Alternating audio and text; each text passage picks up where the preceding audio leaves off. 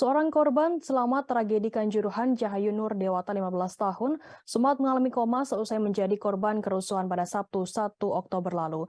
Cahayu mengalami pendarahan otak dan mengalami perdarahan di bagian mata yang mengakibatkan matanya memerah pekat. 40 hari pasca kejadian, kondisi matanya kini mulai membaik, namun ingatannya masih terganggu. Cahayu juga belum pulih dari traumanya atas kejadian yang membuatnya terluka. Ayah Cahayu, Dian Subastianto, mengatakan ingatan Cahayu masih putus nyambung. Cahayu kadang masih merasa pusing meskipun tidak separah saat awal tragedi Kanjuruhan.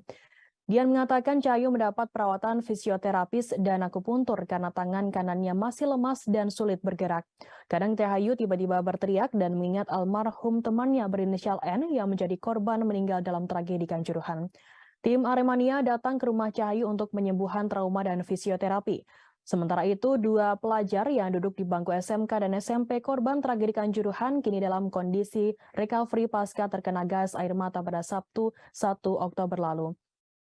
Pelajar bernama Mario Tegarsyah, siswa SMK Tumapel, Kota Malang, dan Dimas Putraji Pratama, siswa SMPN 15 Kota Malang ini selamat dari tragedi yang menewaskan 135 orang. Meski sudah 40 hari pasca kejadian, keduanya mengaku masih merasakan pusing. Bahkan saat ditemui oleh wartawan dari Tribun Network, kondisi keduanya dalam keadaan demam Kamis 3 November. Dimas menceritakan ia masih teringat jelas bagaimana kejadian kerusuhan di Stadion Kanjuruhan terjadi.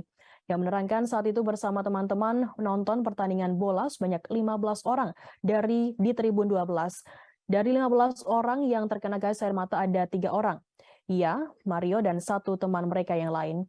Mario mengalami luka di bagian kakinya hingga harus melakukan kontrol. Atas kejadian itu, Dimas mengaku masih ingin menonton secara langsung tim favoritnya Arema FC.